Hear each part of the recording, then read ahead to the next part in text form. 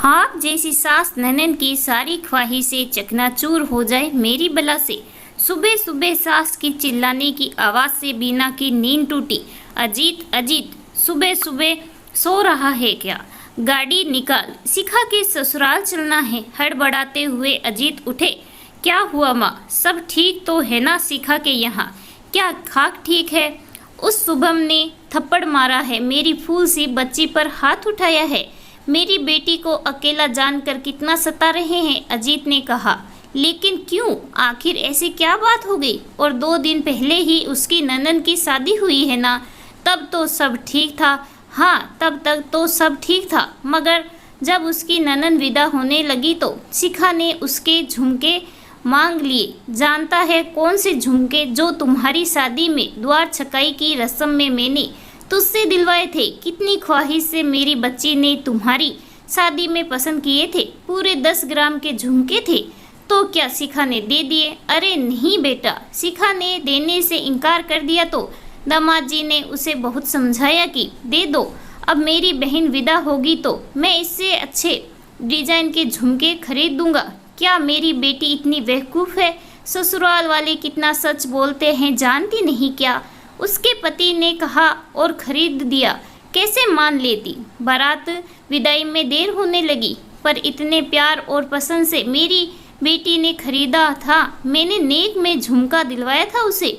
बस नहीं देने पर दामाद जी ने सास और घरवालों के सामने थप्पड़ मारा और झुमका भी तोड़कर फेंक दिया। कहा कि तुझे पति की इज्जत से ज़्यादा प्यारा गहना है। शिखा बहुत रो रही थी। बेटा, अरे माँ, दे देना चाहिए था ना। शिखा को बात जब इतनी गंभीर हो तो समझदारी से काम लेना चाहिए था ना। आखिर सुबह ने तोड़ ही दिया ना झुमके को। वैसे भी वो झुमका शिखा के हाथ से चला ही गया ना। दे देती तो कम से कम दूसरा मांग तो सकती थी ना। तभी वीना ने कहा, चाय बना दूँ सबके लिए? मेरा तो इस हल्ला गुल्ला से सिर दर्द हो रहा है। तभी उसकी सास ने कहा, तुझे चाय की पड़ी है और मेरी बेटी की ये स्थिति तुझे हल्ला गुल्ला लग रही है। मेरी बेटी से तो तुझ सब दिन जलन थी, मजाक उड़ा रही है। जो थप्पड़ वहाँ चला था ना, वो यहाँ भी हो सकता है। औरत होकर औरत पर शारीरिक अत्याचार को बढ़ावा देती है। मैं एक बार आपके बेटे से थप्पड़ खा चुकी हूँ, नई शादी के बाद ही अपनी लहंगे वाली बात पर। अब और नहीं। बेटी को दामाद ने मारा तो बेटे को बचाने भेज रही हैं और उसकी पत्नी को धमका रही है। आपको शर्म नहीं आती? बहुत दोहरा व्यक्तित्व है आपका।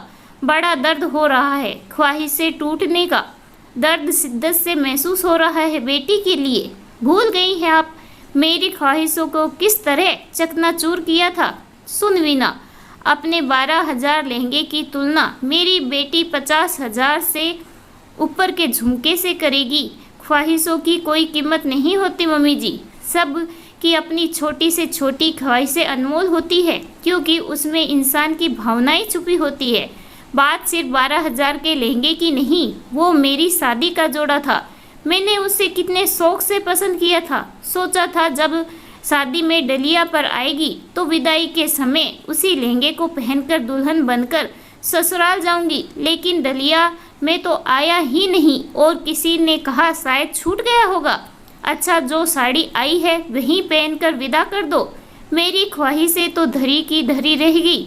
जब यहाँ आई तो लगा कि शायद रिसेप्शन पर देगी पहनने, वहाँ भी नहीं दिया। मैं सोचती रह गई कि आखिर लहंगा गया कहाँ। अब उसे पहनकर दुल्हन नहीं बनूंगी तो कब बनूंगी? लेकिन जब मुझसे 4 दिन पहले बिहाई गई शिखा उसे लहंगे में मेरे रिसेप्शन में आई तो मुझे एक बार के लिए चक्कर सा आ गया। मुझे शायद लगा उसे भी उसी डिजाइन का लहंगा चढ़ा होगा। मैं तो दुल्हन बनकर स्टेज पर बैठी थी। मैं तो रो भी नहीं पा रही थी, किसी से कुछ पूछ भी नहीं पा रही थी। शिखा खूब उस लहंगे में इठला रही थी और मेरा चेहरा उतरा हुआ था। उस दिन की दुल्हन मैं थी, लेकिन शिखा नए गहने और उस लहंगे में पार्टी की शान बनी हुई थी। उस समय मेरी ख्वाहिशें कैसे चकनाचूर हुई, इसका जरा भी आभास आप माँ बेटी के चेहरे पर नहीं था। ऊपर से द्वार छकाई की रस्म में भी भारी सा झुमका भी दिलवा दिया। वाह रे स्वार्थी माँ बेटी की जोड़ी, किसी की शादी का जोड़ा कोई ऐसे छीनता है क्या? जब मैंने पूछा तो आपने कहा उसके ससुराल वाले लहंगा लेकर नहीं आए थे। मेरी बेटी बिना लहंगे पहने विदा होती क्या? दे दिया मैंने उसे, उसी वक्त वही सही लगा मुझे। मेरी बेटी टूटे अरमान के साथ विदा होती क्या?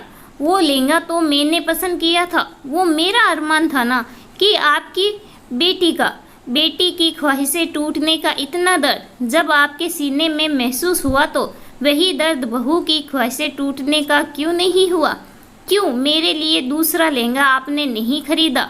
नहीं सोचा कि बहू क्या सोचेगी जब मेरी बेटी को बहू पहना देखेगी? बहुत आसान ये आरोप बहू पर लगा देना कि तुम मेरी बेटी से जलती हो। हाँ, शुभम जी को हाथ नहीं उठाना चाहिए था। आपकी बेटी पर अपने कर्मों का फल तो भोगना ही पड़ता है।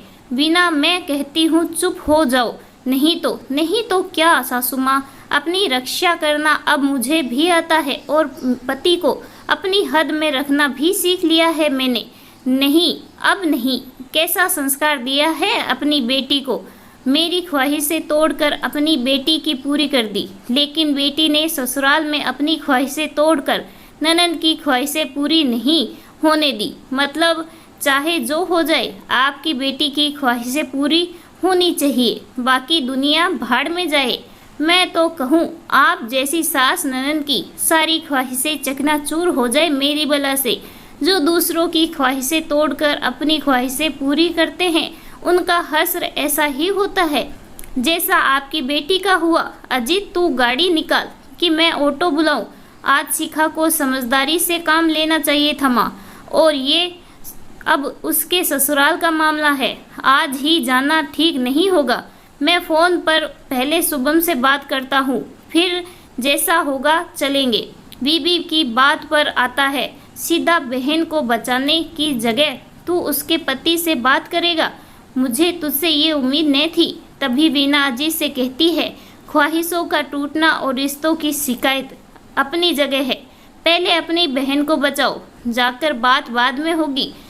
गलत सही का फैसला बाद में होगा। उसे सुरक्षित ले आओ घर, और तब तक जाने ना देना जब तक शुभम दोबारा हाथ न उठाने का वचन न दे दे।